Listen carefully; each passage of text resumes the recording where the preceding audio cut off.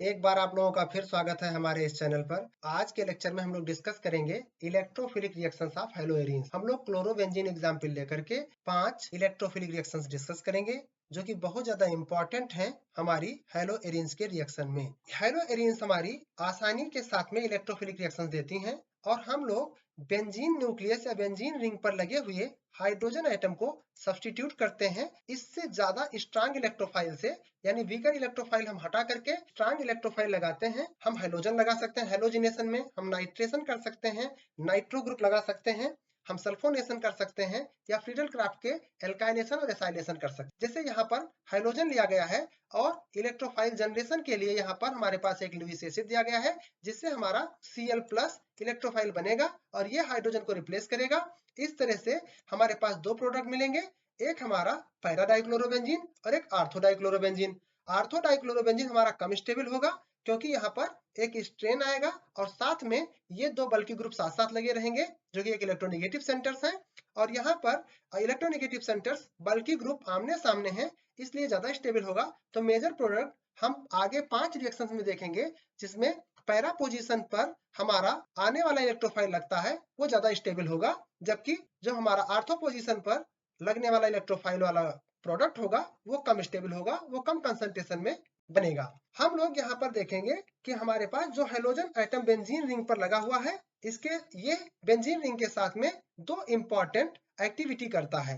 एक, ये lone pair electron जो हमारे हेलोजन पर होता है वो बेंजीन न्यूक्लियस यानी बेंजीन रिंग में प्रेजेंट पाई बॉन्ड या पाई इलेक्ट्रॉन के साथ में रेजोनेंस कंडीशन में प्रेजेंट होता है और ये लोन पेयर बेंजीन रिंग में जाकर के रेजोनेंस करता है और कुछ रेजोनेंस स्टेबलाइज स्ट्रक्चर बनाता है जिसमें हमारा इलेक्ट्रॉन पाई इलेक्ट्रॉन शिफ्ट होकर के इलेक्ट्रॉन चार्ज बनता है और वो इलेक्ट्रॉन फिर से पाई बॉन्ड बनता है। पाई बॉन्ड हमारा फिर से इलेक्ट्रॉन के फॉर्म में पोल बनाता है। इस तरह से हमारे पास आर्थो पोजीशन पर इलेक्ट्रॉन डेंसिटी बढ़ती है और पैरा पोजीशन पर इलेक्ट्रॉन डेंसिटी बढ़ती है। आने वाला इलेक्ट्रॉन लविंग स्पीसीज यानी इलेक्ट्रोफाइल इन्हीं पोजीशन पे जाकर के प्रोडक्ट बनाता है। हमें जो प्रोडक्ट मिलता है वो या तो आर्थो डेरिवेटिव होता है या पैरा डेरिवेटिव होता है। उसमें पैरा डेरिवेटिव हमारा ज्यादा स्टेबल प्रोडक्ट होता है। हमारा रेजोनेंस के कारण जैसे हेलोजन बेंजीन रिंग में इलेक्ट्रॉन को बढ़ा करके दो जगह पर आर्थो और पैरा पोजीशन पर इलेक्ट्रॉन बढ़ाता है, उसी तरह से हमारा हेलोजन एटम एक इलेक्ट्रोनेगेटिव एटम होने के कारण जिसकी इलेक्ट्रोनेगेटिविटी बहुत ज्यादा है, माइनस आई इफेक्ट शो करता है, तो ये माइनस इंडक्टिव इफेक्ट के कारण रिंग को डीएक्टिवेट करता है, रिंग से इलेक्ट्रॉन विड्रॉ भी करता है। लेकिन ओवरऑल रेजोनेंस का इफेक्ट ज्यादा होता है तो हम लोग आर्थो और पैरा पोजीशन पर इलेक्ट्रॉन डेंसिटी पा जाते हैं। फिर भी अगर बेंजीन से कंपेयर करेंगे तो बेंजीन में कोई इलेक्ट्रॉन निकालने वाला नहीं है। यहाँ पर हेलोजन एटम थोड़ा इलेक्ट्रॉन विड्रॉइंग होते हैं।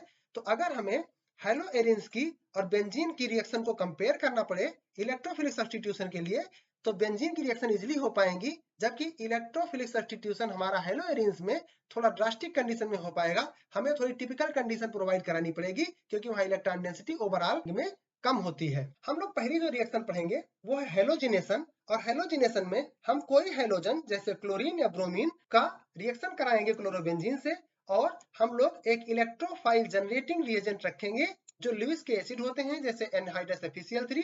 तो यहाँ पर हमारे पास जो इलेक्ट्रोफाइल बनेगा वो इलेक्ट्रोफाइल हाइड्रोजन को बेंजीन न्यूक्लियस या बेंजीन रिंग पर लगे हुए हाइड्रोजन में से आर्थो या पैरा पोजीशन वाले हाइड्रोजन को रिप्लेस करके यहाँ पर डाइक्लोरोबेंजीन बनाएगा जिसमें एक हमारा पैरा डाइक्लोरोबेंजीन बनेगा और एक हमारा आर्थो डाइक्लोरोबेंजीन बनेगा। पैरा डाइक्लोरोबेंजीन जो बनेगा उसका IUPAC नाम 1,4 डाइक्लोरोबेंजीन होगा, जबकि आर्थो डाइक्लोरोबेंजीन का IUPAC नेम 1,2 डाइक्लोरोबेंजीन होगा। हमारा मेजर प्रोडक्ट हम लोगों ने डिस्कस किया है जो पैरा डाइक्लोरोबेंजीन वाला होगा। अगली रिएक्शन हमारी नाइट्रेशन होगी। नाइट्रेशन में हमारा इलेक्ट्रोफाइल जो कि बहुत इंपॉर्टेंट है NO2+ होगा और NO2+ हमारा जनरेट होगा HNO3 से। HNO3 को हम रखेंगे कंसंट्रेट H2SO4 के साथ।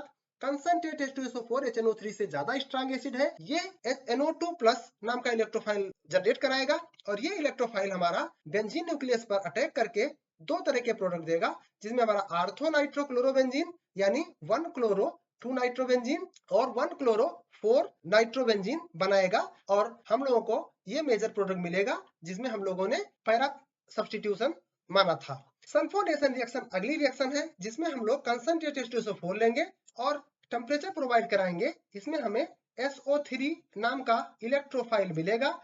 ये इलेक्ट्रॉन लिविंग स्पीसीज चार्ज नहीं होगा, इस पर कोई पॉजिटिव चार्ज नहीं होगा, ये न्यूट्रल नेचर का होगा और ये हमारा दो प्रोडक्ट बनाएगा। एक होगा आर्थो सल्फोनिक एसिड डेरिवेटिव और दूसरा पैरासल्फोनिक एसिड डेरिवेटिव। तो आपको इसमें बताना है कौन हमारा आर्थोक्लोरोसल्फोनिक एसिड है और कौन पैराक्लोरोसल्फोनिक एसिड है। 1 और 2 नंबर के प्रोडक्ट्स में से आपको बताना है और कौन ज्यादा स्टेबल है ये आपको कमेंट बॉक्स में लिख करके बताना है। यहाँ पर जो तीसरी इंपॉर्टेंट रिएक्शन है वो है फ्रीडल क्राफ्ट की एल्काइलेशन, जिसमें हम कोई एल्काइल ग्रुप जैसे यहाँ CH3+ है, ऐसे हम लोग कोई भी एल्काइल ग्रुप R+ रख सकते हैं।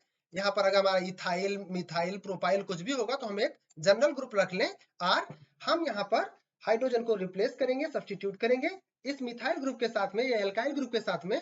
यहाँ पर भी हमारे रिएजेंट होगा एनहाइड्रस AlCl3 और हमें आर्थो और पैरा डेरिवेटिव मिलेंगे।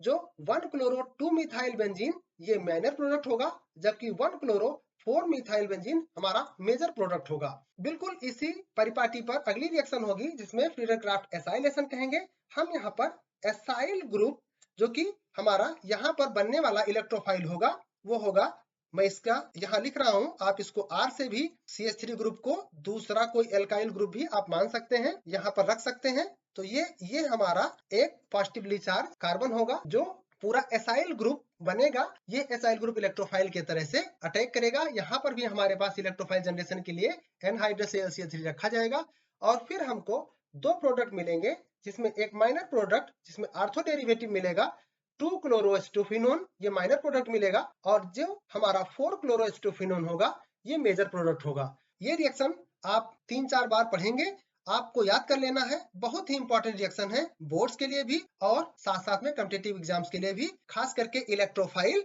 Reaction conditions, stability of the product और दोनों प्रोडक्ट के नाम। इतनी बातें आपको इन 5 रिएक्शंस को याद करना है। आप 2-3 बार 5 मिनट के लिए इसको पढ़ लेंगे तो 2-3 दिन में ये आपको रिएक्शंस याद हो जाएंगी। Thank you very much. हम लोग नई क्लास में मिलते हैं। Please subscribe my channel.